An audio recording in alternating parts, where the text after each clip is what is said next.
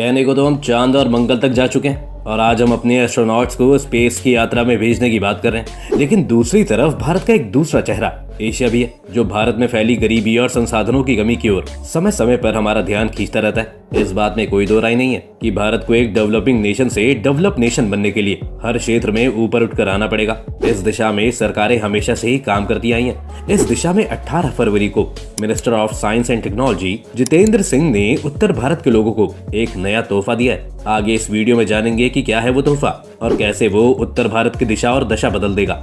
आगे वीडियो में बढ़ने से पहले हमारे चैनल को जरूर सब्सक्राइब कर लें और बेल आइकन को भी याद से दबा दें ताकि आपको हमारी हर एक वीडियो की नोटिफिकेशन समय से मिल जाए। आपको बता दें कि उत्तर भारत को अपना पहला न्यूक्लियर पावर प्लांट जल्द ही मिलने वाला है। हरियाणा के फतेहाबाद जिले के गोरखपुर में यह न्यूक्लियर पावर प्लांट लगने जा रहा है। परमाणु ऊर्जा विभाग की ओर से जारी बयान के अनुसार गोरखपुर न्यूक्लियर पावर प्लांट में 700 मेगावाट क्षमता की 2 यूनिट्स लगाई जाएंगी। अब तक इस प्रोजेक्ट में कुल 20,574 करोड़ रुपए की राशि से 4,906 करोड़ रुपए खर्च किए जा चुके हैं। बयान में कहा गया है कि अभी तक कुल फाइनेंशियल डेवलपमेंट 23.8% हुई है। विभाग ने बयान में कहा कि प्रोजेक्ट में दूसरे कंपोनेंट्स और बिल्डिंग्स का निर्माण जैसे फायर वाटर पंप हाउस, सुरक्षा संबंधित pump house, fuel and oil storage, ventilation stack, overhead tank और स्विच यार्ड कंट्रोल बिल्डिंग का निर्माण अच्छी तरह से चल रहा है। अगर हम बात करें भारत में इलेक्ट्रिसिटी प्रोडक्शन की, तो भारत में 5वें नंबर पर न्यूक्लियर पावर प्लांट आते हैं। इलेक्ट्रिसिटी प्रोडक्शन के क्षेत्र में हमारे देश में न केवल न्यूक्लियर पावर प्लांट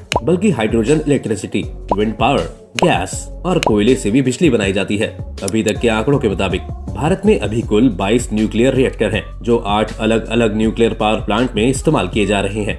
इन सभी न्यूक्लियर पावर प्लांट से 7,380 मेगावाट बिजली तैयार की जाती है। मौजूदा समय में भारत सरकार देश में न्यूक्लियर पावर प्लांट की गिनती को और अधिक बढ़ाने की तैयारी कर रही है और इसी दिशा में 10 और पावर रिएक्टर बनाए जा रहे हैं। दुनिया में चीन और अमेरिका के बाद भारत को दुनिया का सबसे बड़ा इलेक्ट्रिसिटी प्रोड्यूसर कहा जाता है। वहीं इस्तेमाल के मामले में भारत दुनिया का 6ठा सबसे बड़ा इलेक्ट्रिसिटी कंज्यूमर भी है। भारत का पहला परमाणु बिजली घर फरवरी 1969 में महाराष्ट्र के तारापुर में 2 यूनिट से शुरू किया गया था। तारापुर मुंबई से करीब 100 किलोमीटर दूर है। भारत सरकार के परमाणु ऊर्जा विभाग के अंडर आने वाली nuclear power corporation of India limited ने तारापुर परमाणु ऊर्जा संयंत्र की शुरुआत के बाद पिछले 6 दशक में क्लीन और सेफ बिजली का उत्पादन कर देश को अंधेरे से उजाले की ओर ले जाने में एक बेहतरीन योगदान दिया। देश में साल 1969 से शुरू हुआ न्यूक्लियर पावर प्रोडक्शन का सफर पूरी तेजी के साथ भारत के अलग अलग राज्यों में इंस्टॉल्ड 22 न्यूक्लियर पावर प्लांट्स तक पहुंच चुका है। तारापुर में 210 मेगावाट की पहली 2 बॉइलिंग वाटर रिएक्टर यूनिट्स को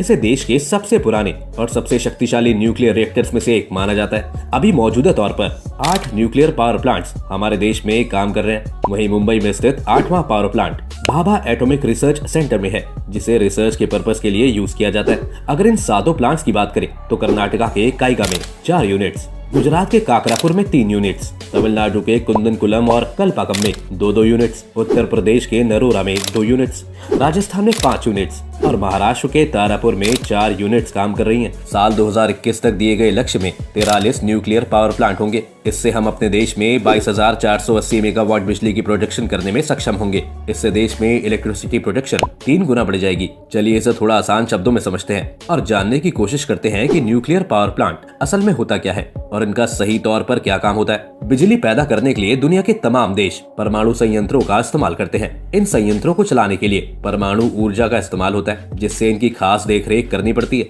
जैसे कि हम जानते हैं कि बिजली पैदा करने के लिए बहुत से प्रकार के प्लांट का निर्माण किया जाता है, जिसमें से thermal power plant, hydro plant और न्यूक्लियर पावर प्लांट कुछ सबसे मेन है। न्यूक्लियर पावर प्लांट एक ऐसा पावर प्लांट होता है जिसमें फ्यूल के रूप में यूरेनियम और थोरियम नामक केमिकल्स का इस्तेमाल किया जाता है। इसमें यूरेनियम पर न्यूट्रॉन की बमबारी करके एक ऊर्जा का चेन रिएक्शन चालू कर दिया जाता है, जिससे यूरेनियम में लगातार एक चेन रिएक्शन में एनर्जी निकलती रहती है। इस ऊर्जा का इस्तेमाल हम बिजली बनाने में करते हैं। इसमें लगने वाले केमिकल कंपाउंड्स को यूरेनियम कहा जाता है, जो कि काफी महंगा होता है और ये रेडियो एक्टिव एलिमेंट होता है। ऐसा माना जाता है कि 1 किलो यूरेनियम में 2500 टन कोयले के जलने से प्राप्त होने वाली ऊर्जा के बराबर ऊर्जा होती है। जिस तरह थर्मल पावर प्लांट में पानी को गर्म करने के लिए कोयले को फ्यूल के रूप में इस्तेमाल किया जाता है, उसी प्रकार इसमें यूरेनियम और थोरियम को फ्यूल के रूप में इस्तेमाल किया जाता है। चूंकि यूरेनियम को फ्यूल के रूप में इस्तेमाल किया जाता है तो इसके बारे में थोड़ा जान लेते हैं। यूरेनियम को केमिस्ट्री के पीरियोडिक टेबल में यू के नाम से इंडिकेट किया जाता है। इसे उसके न्यूक्लियस में मौजूद न्यूट्रॉन और प्रोटॉन के काउंटिंग के आधार पर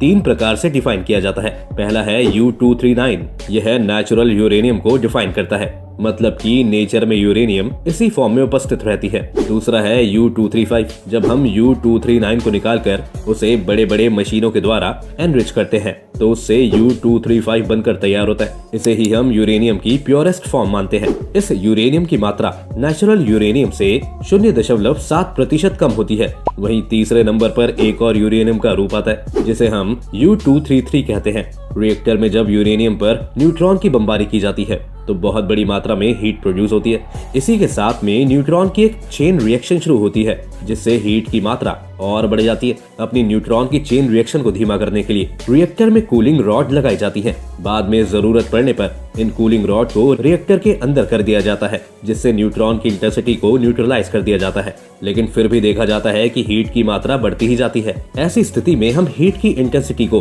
कंट्रोल करने के लिए मॉडरेटर का इस्तेमाल करते हैं। मॉडरेटर के रूप में हम बहुत बड़े अमाउंट में पानी का इस्तेमाल करते हैं। न्यूक्लियर रिएक्टर भी कई तरह के होते हैं जिसमें अलग अलग देशों ने अपनी अपनी टेक्नोलॉजी का इस्तेमाल कर अलग तरह के रिएक्टर डिजाइन किए हैं। इसलिए मेनली 4 प्रकार के रिएक्टर होते हैं जो काफी ज्यादा इस्तेमाल में लाए जाते हैं, जैसे कि pressurised water reactor, boiling water reactor, fast breeder reactor और कैनेडियन ड्यूटेरियम यूरेनियम रिएक्टर।